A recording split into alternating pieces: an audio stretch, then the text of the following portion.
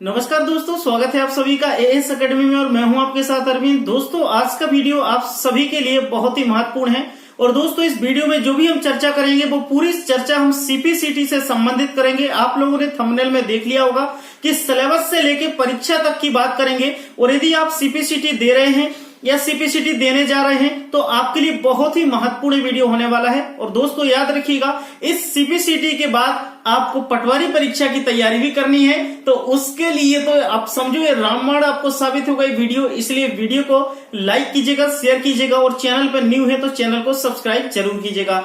दोस्तों सबसे पहले तो हम बात करेंगे सीपीसीटी की कि सीपीसीटी का जो आप फॉर्म तो डालना चालू हो गए, आप सभी लोग फॉर्म डाल भी रहे होंगे। मैंने आप सभी को पहले भी बताया कि फॉर्म अधिक से अधिक डालें, जितने स्टूडेंट्स हैं आप सब लोग फॉर्म डालें। सबसे पहले तो मैं आपको बताऊं, बहुत सारे स्टूडेंट्स के मेरे पास कॉल और मैसेज आते हैं, वो बोलते सर हमारी टाइपिंग अभी तैयारी नहीं है, मतलब हम टाइपिंग नहीं कर पाते हैं, तो अब क्या करें। मैं आपको बता रहा हूं, यदि आपकी टाइपिंग की तैयारी नहीं है तो आप कम से कम फॉर्म तो डालो भैया।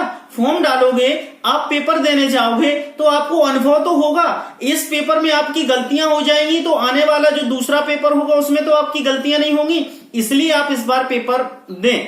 समझ रहे बात को। इसमें सबसे महत्वपूर्ण एक बात मैं आपको बता दूं, सीपीसीटी में 2 सेक्शन होते हैं। सीपीसीटी में 2 सेक्शन होते हैं। पहला जो सेक्शन होता है वो आपका थ्योरेटिकल होता है, मतलब ऑब्जेक्टिव टाइप क्वेश्चंस होते हैं, जिसमें 75 नंबर के आपसे ऑब्जेक्टिव टाइप क्वेश्चंस पूछे जाते हैं। इसके बाद 2 पोर्शन होते हैं जो 15-15 मिनट के होते हैं, वो आपके हिंदी टाइपिंग और इंग्लिश टाइपिंग के होते हैं। तो दोस्तों आप याद रखिएगा, सबसे पहले वाला जो पोर्शन ऑब्जेक्टिव होता है, उस ऑब्जेक्टिव में यदि आप पास हो जाते हैं तब जाके आपको टाइपिंग का टेस्ट देने को मिलता है। यदि आप उस ऑब्जेक्टिव टाइप क्वेश्चंस में फेल हो जाते हैं तो आपको टाइपिंग का टेस्ट देने को नहीं मिलता है। इस बात को बिल्कुल समझ लो। इसलिए सबसे पहले आपको टाइपिंग तो करना ही करना है, साथ में अपना जो थ्योरेटिकल है ऑब्जेक्टिव टाइप क्वेश्चंस हैं उसको भी अच्छे से तैयारी करनी है। यदि आप उसको अच्छे से तैयार करोगे तब आपका ये पोर्शन कंप्लीट होगा, आप इसमें पास हो जाओगे, तब तो जाके आप टाइपिंग पर पहुंच पाओगे। क्योंकि यदि पहले स्टेप में ही आप फेल हो जाओगे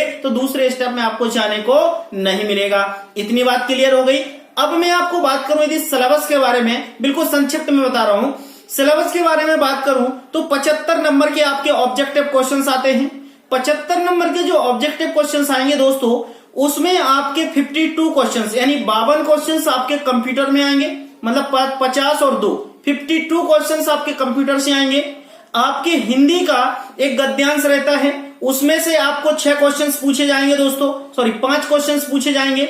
मैथ से आपके 6 क्वेश्चंस पूछे जाएंगे, रीजनिंग से आपके 6 क्वेश्चंस पूछे जाएंगे और जनरल अवेयरनेस के भी आपसे 6 क्वेश्चंस पूछे जाएंगे। ऐसे टोटल मिला के दोस्तों आपके ये कितने हो जाते हैं, 75 क्वेश्चंस हो जाते हैं। गर्मी बहुत ज्यादा है, पसीना आ रहा है, समझ रहे। टोटल 75 क्वेश्चंस आपके होते हैं। इस 75 क्वेश्चंस में जरूरी नहीं है कि आप रीजनिंग में पास हो जाओ या आप कंप्यूटर में पास हो जाओ, आप हिंदी में पास हो जाओ।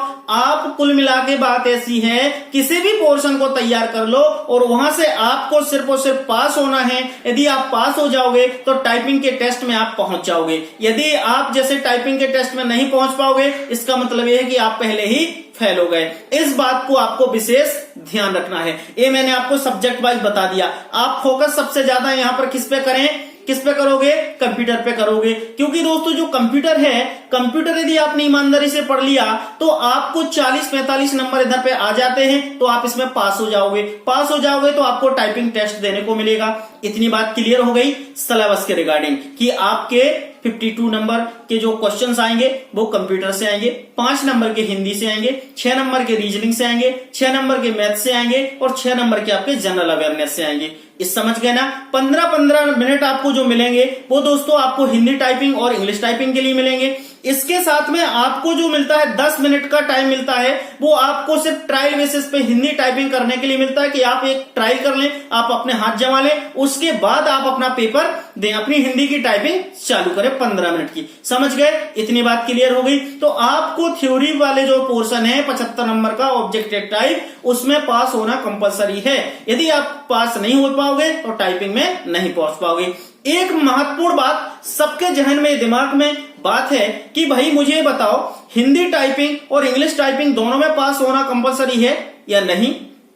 कुछ लोग बोलते पास होना जरूरी है, कुछ लोग बोलते पास होना जरूरी नहीं है। इस बात को मैं आपको बता दूं, पास होना तो दोनों में जरूरी है, लेकिन पिछली बार 2017 की मैं बात करूं तो आपको पता है हमारे मध्य प्रदेश में क्या ऑल ओवर इंडिया में जितने भी क्लरिकल वर्क होते हैं वो सब हिंदी में होते हैं। हमारी जो लैंग्वेज है, मातृभाषा, वो हिंदी है, इसलिए हिंदी में होते हैं सारे काम। तो पिछली बार एक मुद्दा उठा था कि सर जब हम हिंदी टाइपिंग में पास हैं, इंग्लिश टाइपिंग में पास नहीं हो पाए, तो मुझे बताओ कि कौन सा एग्जाम के बाद हमें इंग्लिश में काम करना है? काम तो हमें हिंदी टाइपिंग में ही करना ना, हिंदी में ही लिखना है सब कुछ। तो हमें हिंदी टाइपिंग में पास हो गए तो हमें मौका दिया जाए। तो उस समय ऐसे लोगों को मौका दिया था जो हिंदी में पास थे।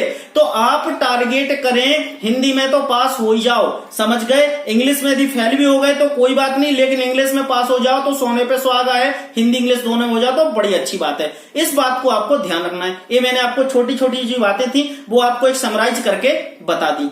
अब दूसरी बात मैं आपको बताऊं, ये जो सीपीसीटी है आप अभी पास हो पाओगे नहीं हो पाओगे कोई दिक्कत वाली बात नहीं। अगला जो सीपीसीटी होगा उसके लिए आपको अनुभव मिल जाएगा, एक्सपीरियंस मिल जाएगा कि कैसे एग्जाम देना है, कैसे तैयारी करना है, कितने नंबर में पास होना है, कितने नंबर में फेल हो जाते हैं, ये सारा आपको अनुभव लग जाएगा। पसीना आ रहा है, आप देख रहे हो ना, भयंकर गर्मी है, ठीक है? तो ये सारी चीजें आपको क्लियर हो गई। दूसरी बात, आप सीपीसीटी के साथ साथ पटवारी की भी तैयारी में लगे रहो। मैं आपको बता दूं, सीपीसीटी के बाद आपका पटवारी का नोटिफिकेशन आएगा और 100% आएगा और आप बाद में पछताओगे नहीं। इसलिए अभी से तैयारी करने लगो, क्योंकि इस पटवारी में इस बार सीपीसीटी ऐसा अनिवार्य मुझे नहीं लगता होगा, क्योंकि सीपीसीटी काफी समय से हुई नहीं, और अभी होगी तो ऐसा भी नहीं कि यार कितने लड़के पास हो जाएंगे जो बोल देंगे मैं सीपीसीटी कंपलसरी कर देता हूं। तो सीपीसीटी कंपलसरी नहीं होगी, वही 2017 जैसा रहेगा कि 2 साल में आप करके दे सकते हैं। इसलिए आप साथ में पटवारी की भी तैयारी करें, सीपीसीटी की भी तैयारी करें। और दोस्तों, यदि आपके पास अभी सीपीसीटी के लिए मटेरियल नहीं है तो हमारे यहां से कंप्यूटर के कुछ इंपॉर्टेंट क्वेश्चंस प्रोवाइड कराए जा रहे हैं, तो आप हमारे यहां से मंगा सकते हैं। सीपीसीटी के लिए स्पेशली वो क्वेश्चंस हैं जो आपके लिए काफी हेल्प करेंगे। दूसरी बात, पटवारी के लिए भी नोट्स हमारे यहां से प्रोवाइड कराए जा रहे हैं। दोस्तों, इस प्रकार से हमने पूरा मटेरियल बनाया है